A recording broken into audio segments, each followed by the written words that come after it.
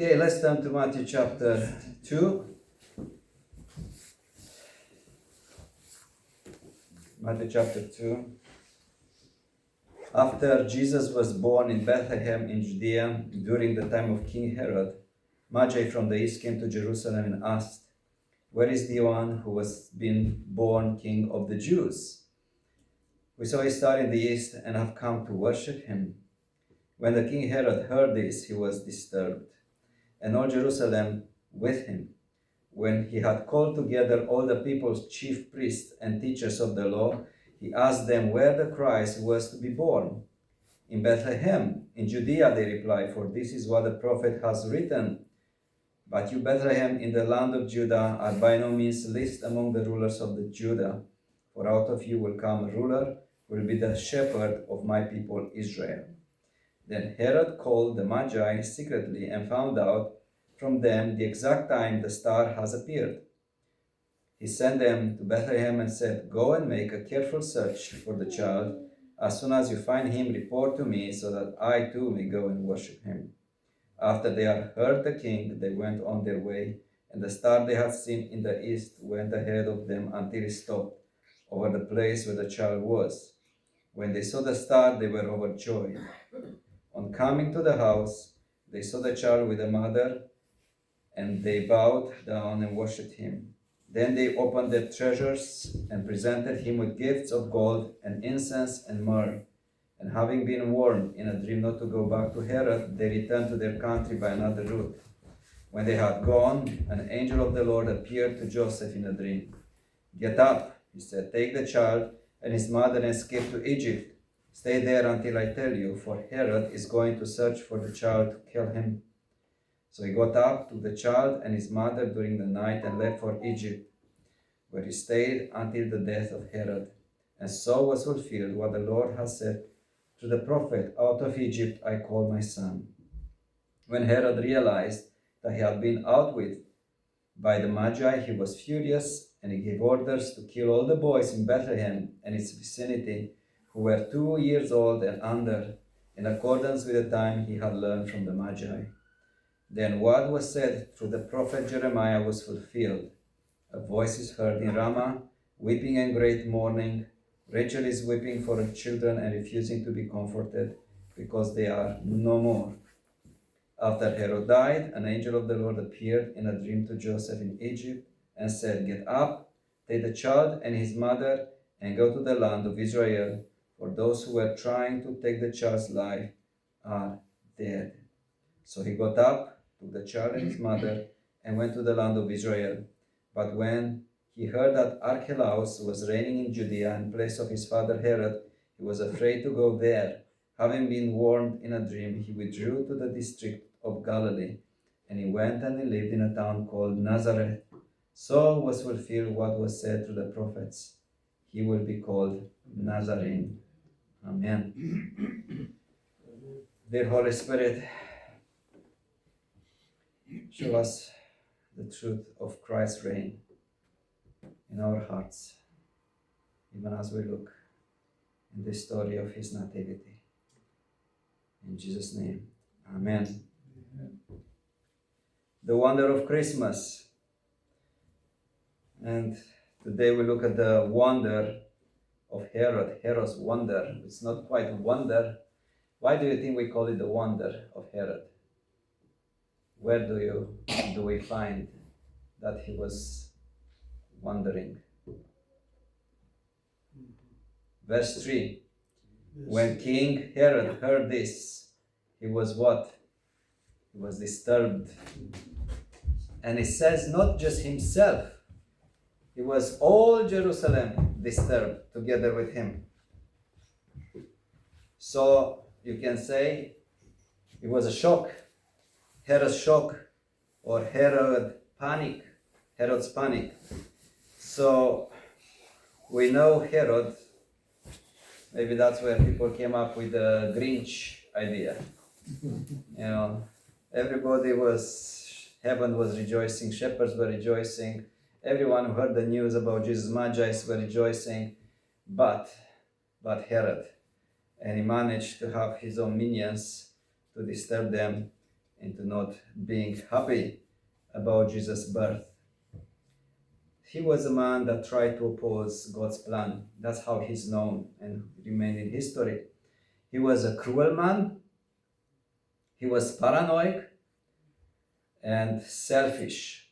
It's said that he killed at least one of his sons because he was so paranoid to keep his own throne in place. He wasn't elected. He was imposed by foreign power. Rings your bell? Mm-hmm. Built temple. The temple that was there was built by him at that time, and he built Masada, all under the Romans area, and it's said that he was so cruel that it was said of him it was easier to be a swine of Herod than to be his child, than to be his son. Now, we have here 3 prophecies just in this chapter, actually 4.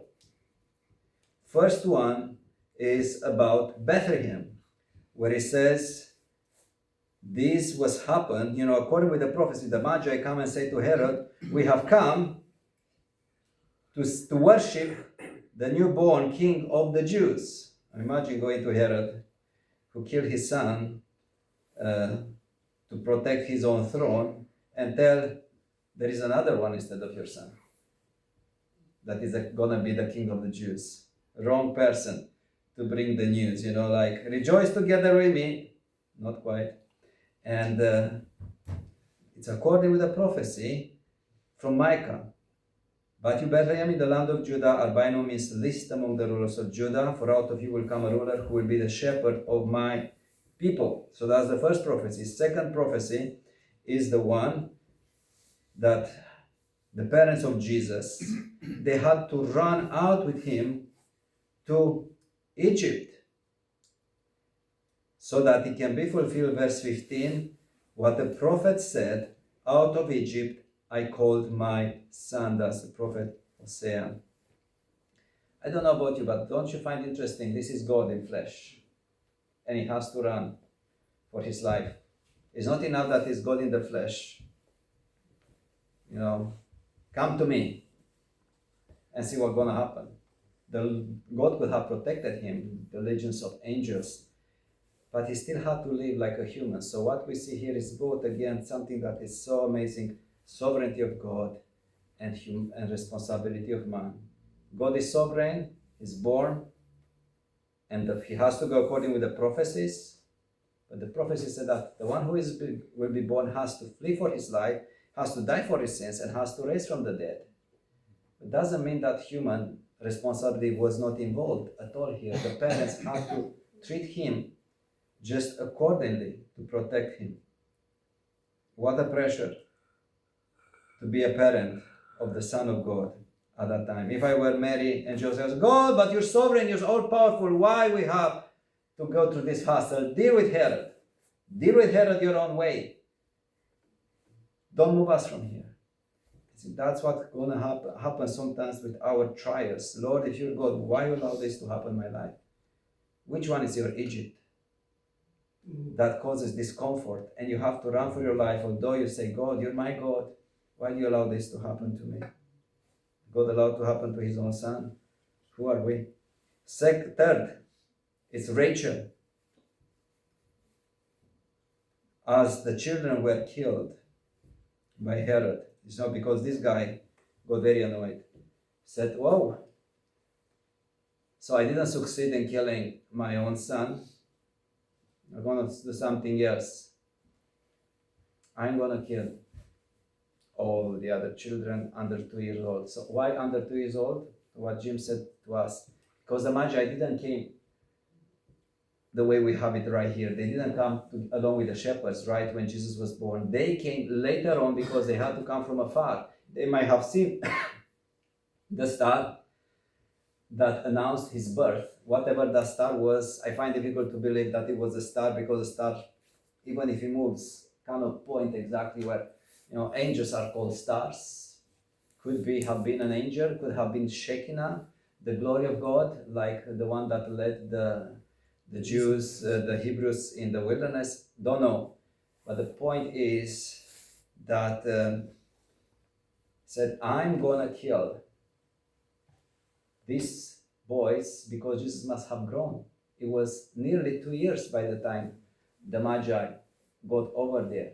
And something else interesting that I found about the Magi, these were kingly.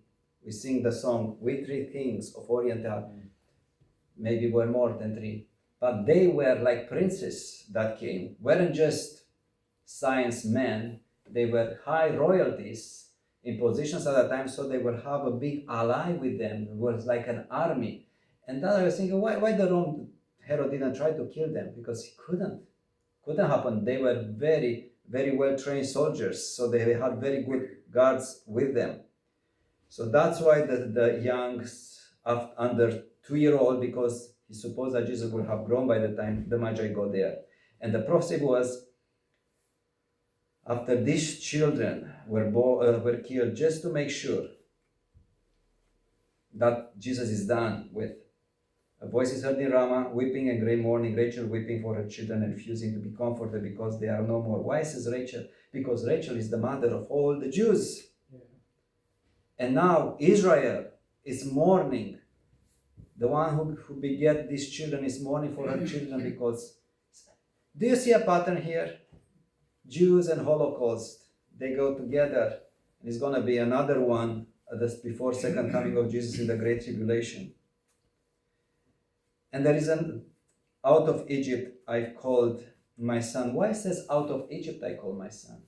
Because the Bible is never written by mistake. It's everything planned by a sovereign God. It's a parallel with Israel. Where did Israel come out? Let my what? Let my people go. And God calls Israel then my servant. Let my servant go. And Jesus comes out of his exodus from Egypt just like the Jews. Before they will be used by God in Canaan, they have to come out first under Egypt, a symbol of slavery. And what else happened in Egypt before that happened? What prompted them and God to get them out? Things were coming increasingly difficult for them. It was another Holocaust, the very first Holocaust. Again, babies were killed. Again, boys were killed. Moses is the only one to escape. That's what Herod has done, not in Egypt, has done in Bethlehem. So all these parallels. But as Moses escapes, Jesus escapes. He comes back growing, that shows maturing. And people of Israel have come out of Egypt and through wilderness, they have matured because they were afraid. And that generation that was afraid couldn't come into Canaan.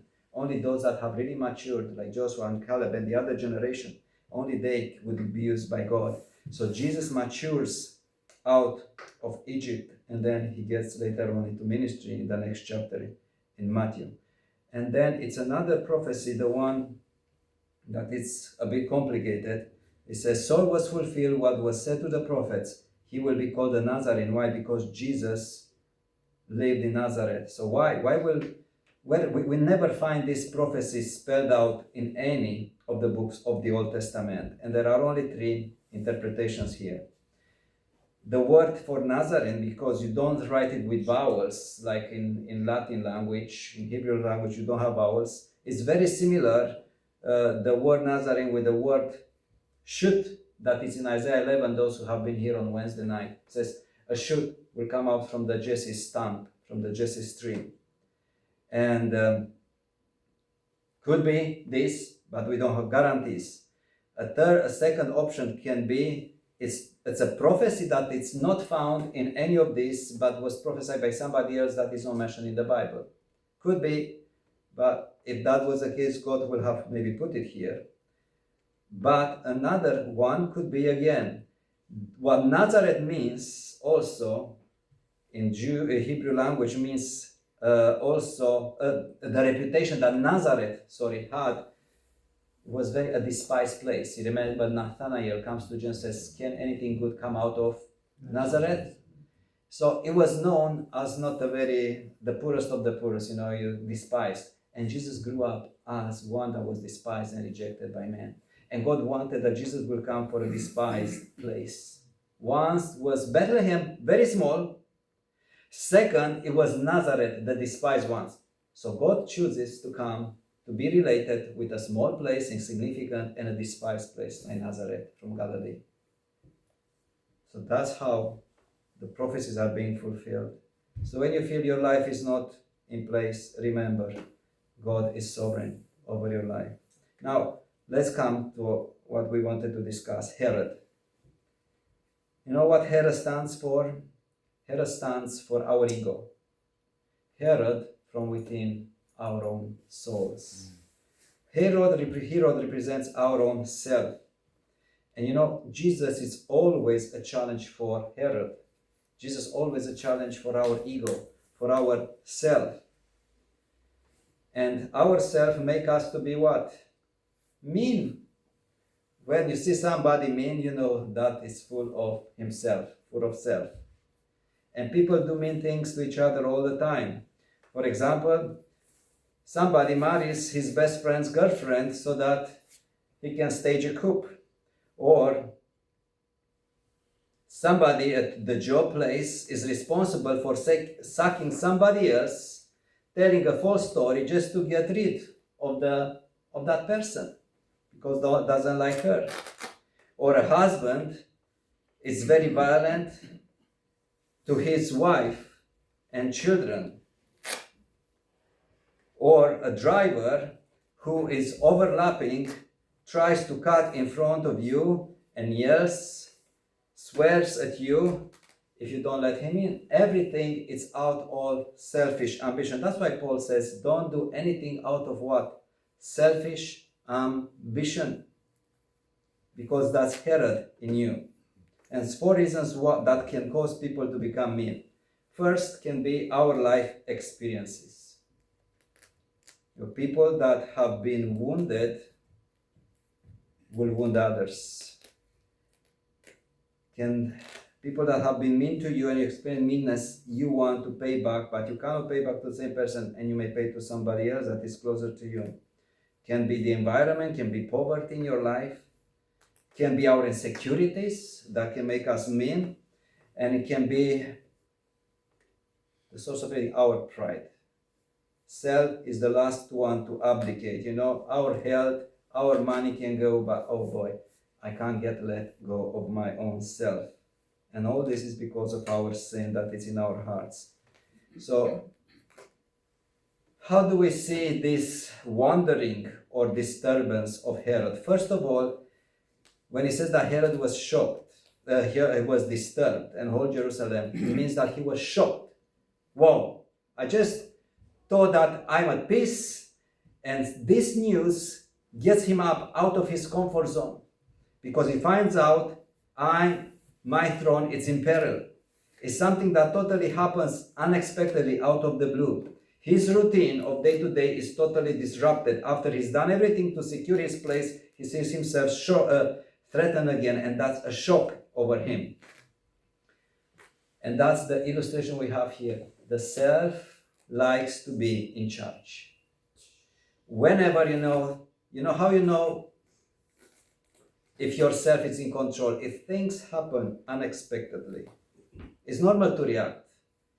But how do you react?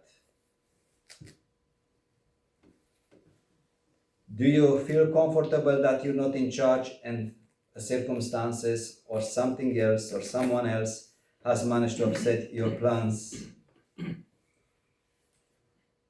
What happened today with the baking that Krina has done? First the oven hasn't worked anymore. It will not get heat. And then it's overcrowded, the overflowed.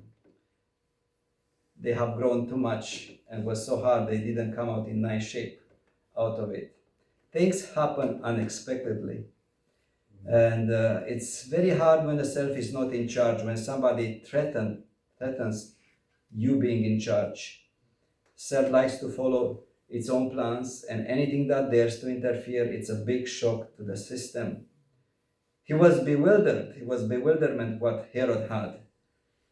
Why was he so stressed by the news? What's the big deal? It's just a baby.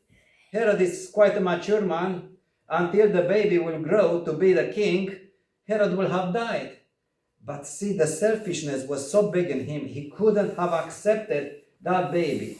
Oh, the king of the Jews. Oh, it's according with the prophecy. Oh, there is a God in heaven. Oh, come on, this guy, he built a temple for God. He could have welcomed Jesus. Say, okay, I built this temple for God. You think, see, that's where we feel, what's the word? We deceive ourselves. If I'm religious, if I come to church, if I behave like a Christian, if I know the Bible, if I preach, I do something that God will appreciate. But God forbid he touches my own self. He thought it's enough to give to God a temple. But the throne, that's too much, God.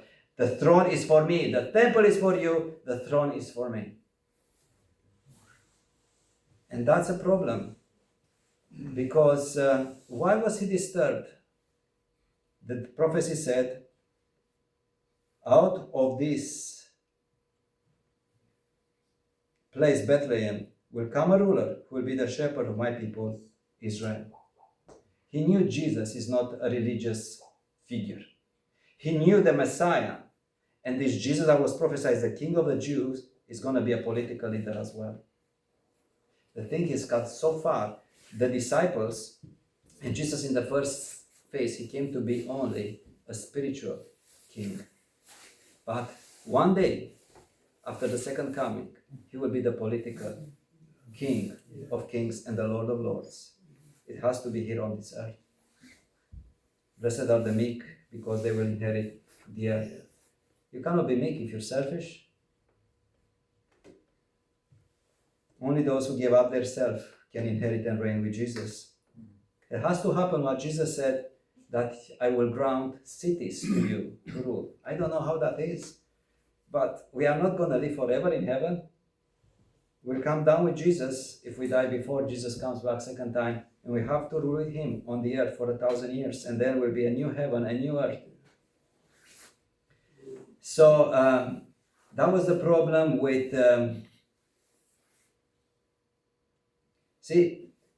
Herod will not have been disturbed if Christ was announced, Jesus was announced, anything but the king. The Magi will never be disturbed if Jesus was to be presented as a coach, as an influencer, as a counselor, as a friend, as a helper, as a wise man, as a teacher, as a miracle maker. The next Herod that will crucify Jesus wanted actually to see Jesus for his miracles. And the problem with us today, we wanted Jesus exactly like Herod. Anything but to be a king over my own self. Or to be the king over Starmer, over the government, over anybody else that wants to attack us, over Putin. But God forbid, Jesus be a king over my own self, over my ego. I want to keep that in place. And something we learn from here. Jesus had to run away from Herod until Herod died. So Jesus and self, they cannot be together in one's heart. It's either Jesus, it's either the self. If Jesus says, would you let me be your king? No, I just want you to be my inspirer, one that guides me and counsels me. But not your king? No. Well, then I have to let you on your own, with your own ego, with your own self. Until Herod died, Jesus didn't come back. Until we die, we'll never find Jesus as king, except after we die, we'll find him as king, but not for us, but being against us. That's why true salvation is submitting yourself to Jesus. If somebody wants to be saved, it doesn't say just say Jesus come into my heart and then just live according with your own self, like nothing happened. If somebody wants to follow me, to be my disciple, let him follow me daily. Deny himself, deny his own ego, deny his self, and follow me daily. That's why Ceausescu, communists, they dealt similarly with the Christians. What business they have? They were just doing their own business on Sundays in the church and Wednesday nights in the church. Why will they bother with them? Because they knew when they go there and they preach about the kingship of Jesus, that speaks about authority. And they don't like their authority challenged. A dictator never likes their authority challenged. That's the problem with Kim Jong-un. That's the problem with Xi Jinping. That's the problem with Putin. That's the problem with everyone who wants to have a taste of what it means to be authoritarian, in control, in charge. They don't like losing their grip. Second, first, being disturbed means that he was shocked. Second, it means that he was intrigued. And I think if I were him, I would ask myself, wow, why nobody told me all this time?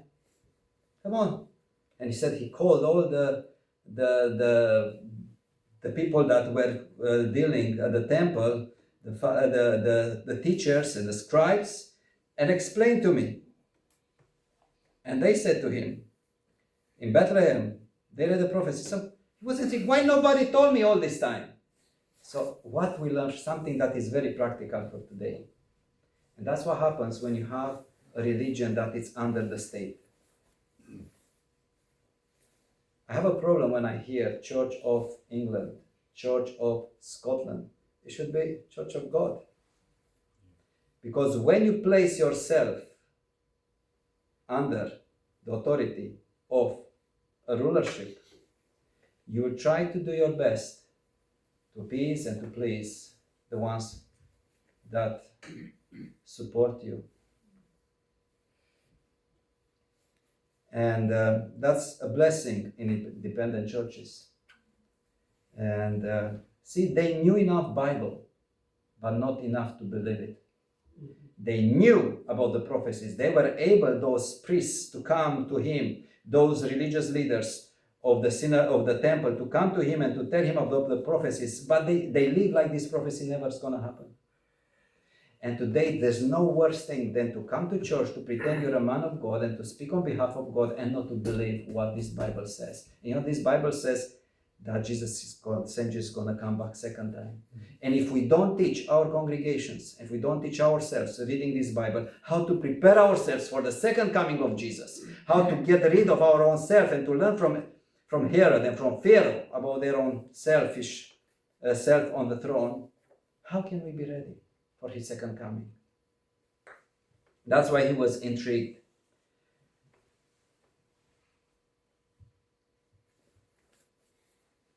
Angry.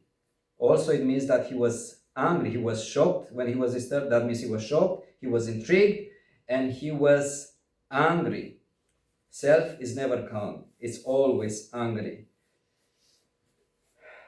He managed to keep his cool, but he boiled inside. How did he manage to keep his cool? He pretended, I'm gonna go to worship him. I'm gonna do something nice. You know, I'm so keen in religion, I'll just go to worship him. Just let me know. But inside he was angry. He was boiling, disturbed. He was crafty, devious. He devised a plan. And lastly, he was afraid. And what difference it makes? It ends sooner or later. You can't prolong the inevitable. The sooner one learns, the better. This is what makes the difference between a real and a false conversion.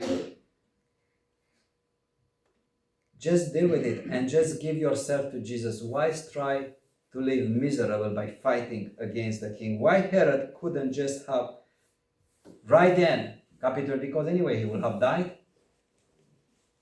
Grabbing his throne, but he died. Despised. Not acknowledged as a heroic figure. Herod presented to be a believer, as we said. But he could... what if instead he will welcome Jesus? Say, Jesus, come. This is a temple I prepared for you. Come and rule over here. But that wasn't the plan of God, because Jesus would not have been able to be crucified.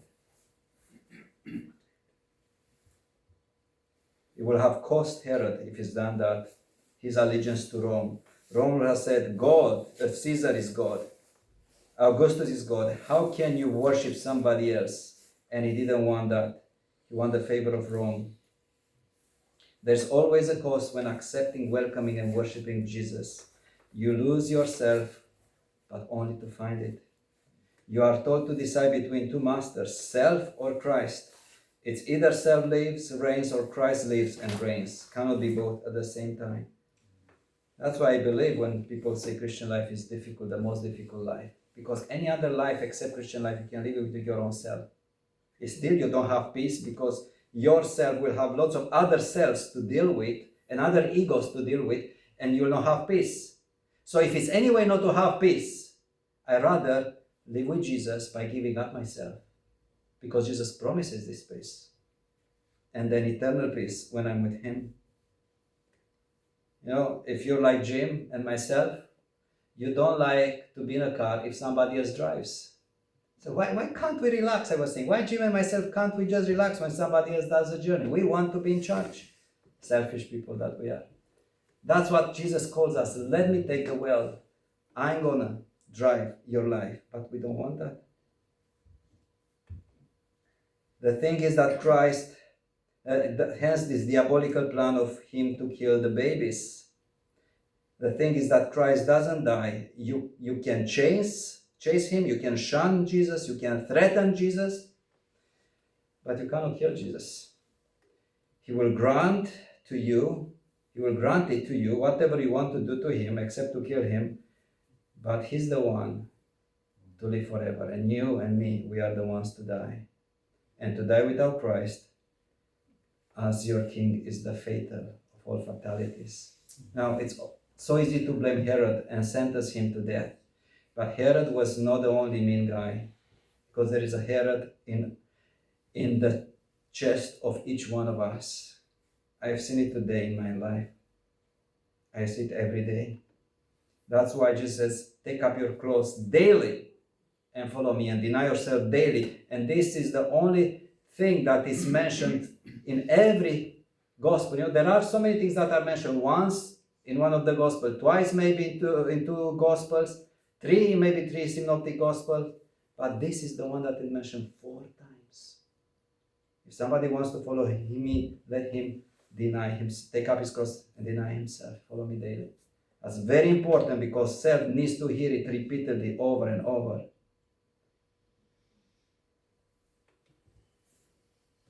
And we call this self. Self affects in 3 directions. Sin affects in 3 directions. First, it degrades and imprisons our own self. Herod ended up dead. His ego drove him into a pit. Self affects others. It hurts those around us. As a husband, as a pastor, as a father, as a friend, as a brother, sister. Self affects God. It hurts God, the one who created us. God hates to see us limited by sin, because it takes away the glory that he placed in us. And it cost him a cross because of ourselves. The sooner we find, the better. We'll appreciate the cross and the gospel. Self is anything to what you cannot in any form renounce. Self is anything for which you find difficult to apologize. When you find difficult to say sorry, deal with that's self. Uncrucify self. When you say sorry, you crucify yourself. For the young rich ruler, the self was his possession. Self is anything that you cannot give up on. He said, I can give up on anything, keep the commandments of the law, but not my possessions. Self and possession riches were synonymous for him. He couldn't give up on it. For Paul, self was his own reputation as a high-class, zealous Pharisee for Christ. He couldn't give up on that. Why Jesus comes to him? Is it too hard to kick against the goats? Is it hard to kick against your own self, to deny yourself? He said, I have to give up on myself. When he said, I had to give up on all the credentials I had just to follow Jesus, he says, I had to give up on myself. And then he says, I live, but not me. Christ lives in me. Now that's crucifying of self. And then for Peter, it was a cozy life. He wanted to spare his life. He wanted to live without problems, without pains, without cold, without suffering. And Jesus called him to exactly this. You're going to die for me. And when he gave up to his own self, his own ego, Peter did die. He gave up his self-preservation. I close with this. There are only two masters. We can't serve both. It's either self, our own plans, dreams, ambitions, opinions. Opinionated people are selfish people. Or you're a broken person under the cross and say, Jesus, like Paul, I was crucified with you so that I should not live anymore, but you live in me. You're the king of my life. In America, there is a big slogan that goes around called Jesus is King. But when I look, I see so much selfishness there. Jesus, you may associate with Jesus, but Jesus cannot associate with you until self is down on the cross. There is a song by Timothy Dudley Smith that says, self on the cross. You know what I mean? Christ upon the throne. Self on the cross, Christ upon the throne. I wonder, can we sing that song? Oh, for the years. Lord of the years. Lord of the years, I think. Yeah? I don't know. Lord for the years. And we close with this. Yeah.